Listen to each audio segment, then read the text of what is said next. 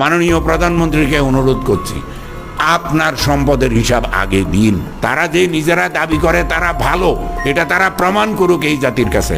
বাংলাদেশের এই যারা সরকারের প্রভাবশালী মহল রয়েছে, ইনক্লুডিং শেখ হাসিনা, ইনক্লুডিং শেখ রেহানা বা নসরুল হামিদ দীপু অথবা এই যে জুনায়েদ আহমেদ পলক, এদের যে দুবাইতে বিভিন্ন অফশোর কোম্পানি করা হয়েছে বা এদের যে বিভিন্ন টাকা পাচার করতে হয়েছে।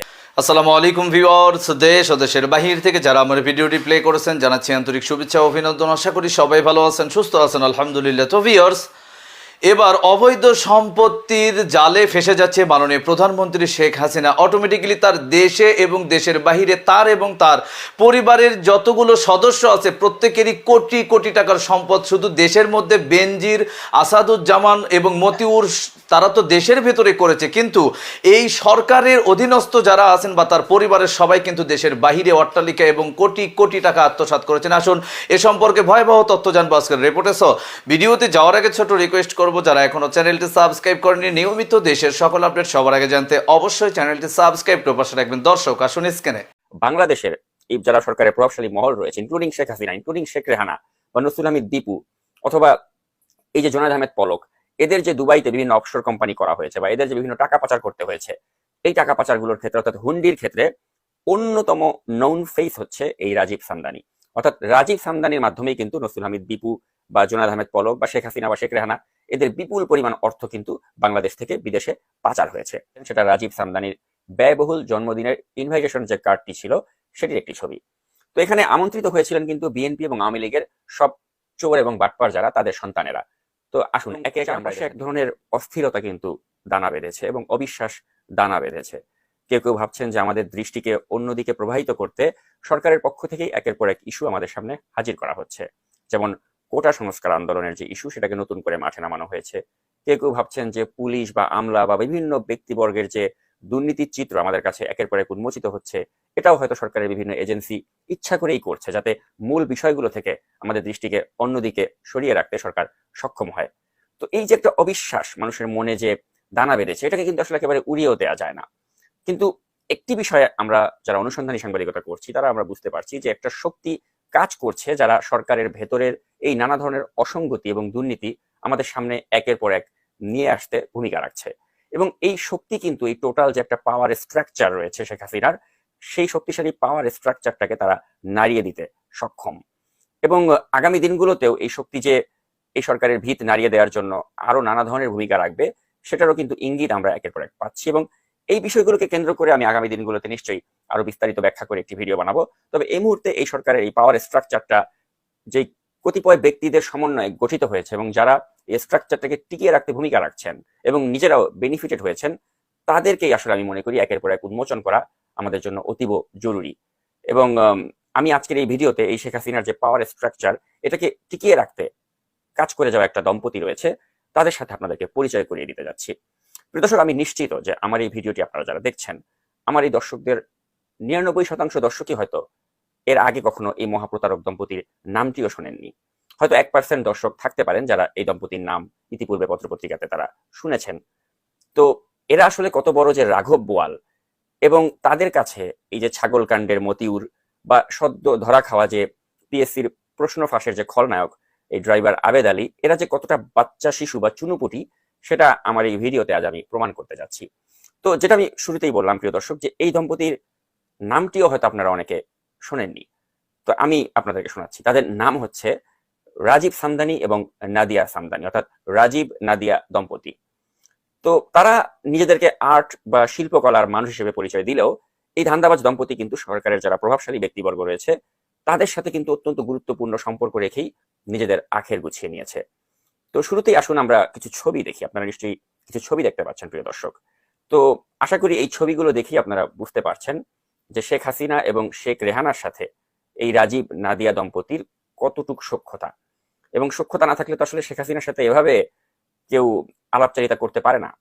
এবং শেখ পরিবারের সাথে শুধু যে তাদের এতটা ঘনিষ্ঠ সম্পর্ক তা কিন্তু নয়, শেখ পরিবারের আশীর্বাদ তারা যেভাবে পেয়েছে, ঠিক একইভাবে তাদের ধান্দাবাজির দোকান চালু রাখতে তারা বিদ্যুৎ ও জ্বালানি প্রতিমন্ত্রী নসরুল হামিদ দীপু কিংবা আইসিটি প্রতিমন্ত্রী জুনায়েদ আহমেদ পলক, তাদের সাথেও অত্যন্ত ঘনিষ্ঠ সখ্যতা রেখেছে এবং তাদের টাকা পাচারের ক্ষেত্রে কিন্তু অন্যতম ভূমিকা তারা রেখেছে। অর্থাৎ বাংলাদেশের এই যারা সরকারের প্রভাবশালী মহল রয়েছে, ইনক্লুডিং শেখ হাসিনা, ইনক্লুডিং শেখ রেহানা বা নসরুল হামিদ দীপু অথবা এই যে জোনায়েদ আহমেদ পলক, এদের যে দুবাইতে বিভিন্ন অফশোর কোম্পানি করা হয়েছে বা এদের যে বিভিন্ন টাকা পাচার করতে হয়েছে, এই টাকা পাচারগুলোর ক্ষেত্রে অর্থাৎ হুন্ডির ক্ষেত্রে অন্যতম নন ফেস হচ্ছে এই রাজীব সামদানি। অর্থাৎ রাজীব সামদানির মাধ্যমেই কিন্তু নসরুল হামিদ দীপু বা জোনায়েদ আহমেদ পলক বা শেখ হাসিনা বা শেখ রেহানা এদের বিপুল পরিমাণ অর্থ কিন্তু বাংলাদেশ থেকে বিদেশে পাচার হয়েছে। তো আমি নিশ্চিত যে আপনারা হয়তো আজকে প্রথম এই তথ্যটি পেলেন। তো এই ধান্দাবাজ দম্পতির ধান্দাবাজির আরো বেশ কিছু তথ্য আমার কাছে এসেছে, যেগুলো আমি আপনাদের সামনে এখন একে একে উন্মোচন করতে যাচ্ছি। তো এই দম্পতি, এই শেখ পরিবারের সাথে তাদের যে কানেকশন, এটাকে কাজে লাগিয়ে আজ কিন্তু তারা হাজার হাজার কোটি টাকার মালিক, এবং এই অবৈধ অর্থে তারা একটি রিসোর্টও বানিয়েছেন এবং টিলার মাটি দিয়ে এই রিসোর্টের জায়গা ভরাট করে তারা 50 লক্ষ টাকা জরিমানাও কিন্তু গুনেছেন। তো সিলেটের গোয়াইনঘাট উপজেলার ফতেপুরে 5 তারকা মানের রিসোর্ট বানানোর জন্য পার্শ্ববর্তী টিলার মাটি কেটে নিজের জমি ভরাটের কাজে ব্যবহার করেন ফতেপুর এস্টেট লিমিটেডের মালিক এই রাজীব সামদানি। পাশাপাশি অবস্থানগত ছাড়পত্র ছাড়া রিসোর্ট প্রকল্পের নির্মাণ কাজ শুরু করেছেন তিনি। তাই ফতেপুর এস্টেট লিমিটেড মালিক রাজীব সামদানিকে 50,17,313 টাকা জরিমানা করে পরিবেশ অধিদপ্তর, এবং এবছরের 12ই ফেব্রুয়ারি পরিবেশ অধিদপ্তরের সিলেট বিভাগীয় কার্যালয়ের পরিচালক মোহাম্মদ ইমরান হোসেন এই আদেশটি দেন। তো প্রিয় দর্শক, যার উঠা বসা হচ্ছে স্বয়ং শেখ হাসিনা বা শেখ রেহানার সাথে এবং রাষ্ট্রের গুরুত্বপূর্ণ এত ব্যক্তিদের সাথে যার ওঠা বসা, তাকে তো একটা মামুলি জরিমানা করেই ছেড়ে দেওয়া হবে, এটাই স্বাভাবিক। তবে পরিবেশ অধিদপ্তর যে রাজীব সামদানিকে জরিমানা করার হ্যাডম দেখিয়েছে, এটাই কিন্তু আমাকে বিস্মিত করেছে। তাই অবশ্যই তারা ধন্যবাদ পাওয়ার দাবি রাখে। তো এখন আপনাদের মনে হয়তো প্রশ্ন জাগতে পারে যে এই লোকটি হুন্ডি করেছে, হুন্ডি করেই কি হাজার হাজার কোটি টাকা কামিয়েছে? নিশ্চয়ই হাজার কোটি টাকা কামাবার জন্য সে অন্য কোনো পন্থাও নিশ্চয়ই অবলম্বন করেছে। জি প্রিয় দর্শক, আপনারা রাইট, তারা অন্য পন্থা অবলম্বন করেছে, এবং এই পন্থাটি হচ্ছে শেয়ার বাজার। শেয়ার বাজার থেকে খুব সহজেই হাজার কোটি টাকা লোপাট করা সম্ভব, এবং এই কাজটি কিন্তু রাজীবের মতো দুর্বৃত্তরা করেছেন এই সরকারের আশীর্বাদ নিয়ে। তো রাজীব সামদানি তিনি যে কাজটি করেছেন, এটা করতে গিয়ে তিনি নিয়ন্ত্রক সংস্থা তাদের কিন্তু নজরদারিতেও পড়েছিলেন। তার যে মালিকানাধীন কোম্পানি গোল্ডেন হারভেস্ট, এটি নিয়ন্ত্রক সংস্থার নজরদারিতেও পড়ে, এবং মূলত টাকা লুটপাট করার উদ্দেশ্যেই কিন্তু শেয়ার বাজারে তালিকাভুক্ত হয়েছিল তার মালিকানাধীন গোল্ডেন হারভেস্ট কোম্পানিটি। তো 2019 সালে গোল্ডেন হারভেস্ট অ্যাগ্রো ইন্ডাস্ট্রিজ ব্যবসা সম্প্রসারণের জন্য 10 টাকা ফেস ভ্যালুর 8,99,32,342টি শেয়ার বাজারে ছেড়ে শেয়ার বাজার থেকে 89,93,23,420 টাকা সংগ্রহ করেছিল।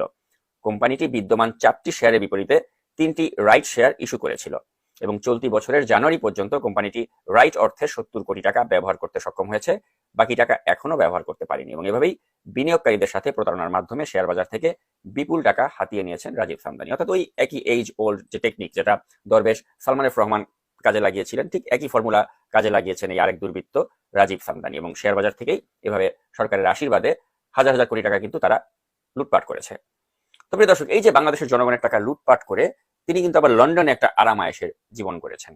দর্শক, স্ক্রিনে আমরা সে সম্পর্কে বিস্তারিত জানলাম। এই বিষয়ে আপনাদের মতামত কমেন্টে জানান, কেউ ভিডিওটি স্কিপ করবে না। এখন আমরা প্রধানমন্ত্রীর পরিবারের যত আত্মীয় স্বজন আছে তারা কত কোটি কোটি টাকার সম্পদ গড়েছে শুধু দেশের বাইরে, যাতে দেশে করলে মানুষ ধরতে পারবে বা জনগণ এটা নিয়ে বেনজির এবং মতিউরের মতো অবস্থা কাণ্ড ঘটাবে বলে। আসুন সে সম্পর্কে বিস্তারিত জানবো এই রিপোর্টে।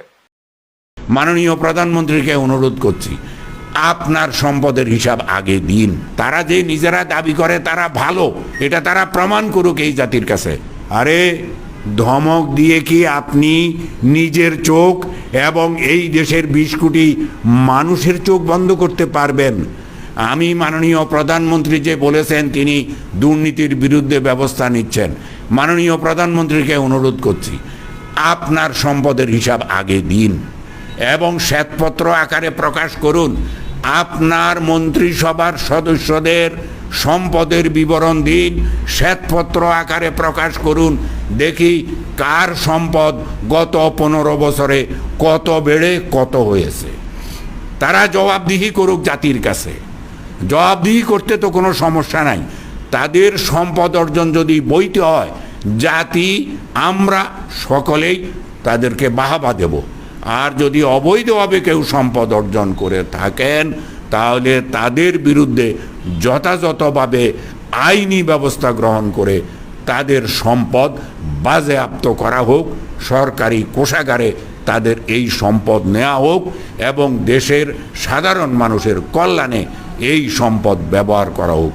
শুরু হোক মাননীয় প্রধানমন্ত্রীকে দিয়ে এবং তার মন্ত্রী পরিষদের সদস্যদেরকে দিয়ে, এবং আমরা আশা করব সরকার এই দাবিগুলি মেনে নেবে এবং শ্বেতপত্র প্রকাশ করবে, করে সাহসের পরিচয় দিবে। তারা যে নিজেরা দাবি করে তারা ভালো, এটা তারা প্রমাণ করুক এই জাতির কাছে। এই তাদের অন্যায়, লুট, এগুলোর বিষয়ে যখন আমার সাংবাদিক বন্ধুগণ কোনো তথ্য তুলে আনেন তখন তারা ধমক দেয়। আরে ধমক দিয়ে কি আপনি নিজের চোখ এবং এই দেশের 20 কোটি মানুষের চোখ বন্ধ করতে পারবেন? প্রত্যাশা করি, দাবি জানাই। আমরা এই বাজেট শুরুর আগেই দাবি জানিয়েছিলাম, প্রধানমন্ত্রী থেকে শুরু করে মন্ত্রী পরিষদ থেকে সরকারের যতগুলি অর্গান আছে, যত কর্মকর্তা আছে, যত কর্মচারী আছে, তারা বছরের শেষে জাতীয় রাজস্ব বোর্ডে রিটার্ন দাখিল করে।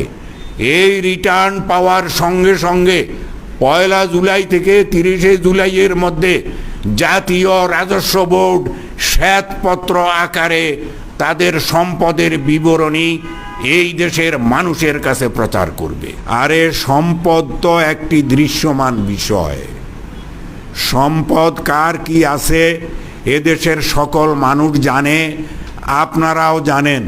কে কোথায় বাড়ি করেছে, কার বাড়ি কেমন, কে কোথায় জমি কিনেছে, কত দামে কিনেছে, সেখানে কি কি স্থাপনা করেছে, আর কি কি সম্পদ তার আছে, তার চালচলন কেমন, তার বৈধ আয়ের সঙ্গে তার চালচলনের মিল আছে কিনা, এইগুলি তো সাধারণ মানুষ দেখে এবং জানে। তারপরেও তারা এই তাদের অন্যায়, লুট, এগুলোর বিষয়ে যখন আমার সাংবাদিক বন্ধুগণ কোনো তথ্য তুলে আনেন তখন তারা ধমক দেয়। আরে ধমক দিয়ে কি আপনি নিজের চোখ এবং এই দেশের 20 কোটি মানুষের চোখ বন্ধ করতে পারবেন? কোনো দিনই আপনি বন্ধ করতে পারবেন না। আর্থিক লুটপাট এত চরম সীমায় পৌঁছেছে, যার কারণে জিনিসপত্রের দাম হু হু করে বেড়ে যাচ্ছে। আসাদুজ্জামান ফুয়াদ ঠিকই বলেছেন, 30-40 পর্যন্ত দ্রব্যমূল্য বৃদ্ধি পেয়েছে। মানুষের নাভিশ্বাস উঠেছে, মানুষের কাছে কোনো টাকা পয়সা নাই। দর্শক, স্ক্রিনে আমরা সে সম্পর্কে বিস্তারিত জানলাম। সো আজকের ভিডিও এই পর্যন্তই। ভালো লাগলে লাইক অ্যান্ড কমেন্ট করবেন এবং দেশের সকল আপডেট সবার আগে জানতে অবশ্যই চ্যানেলটি সাবস্ক্রাইব করে পাশে রাখবেন। দেখা হবে পরবর্তী ভিডিওতে ইনশাআল্লাহ। আসসালামু আলাইকুম ওয়া রাহমাতুল্লাহ।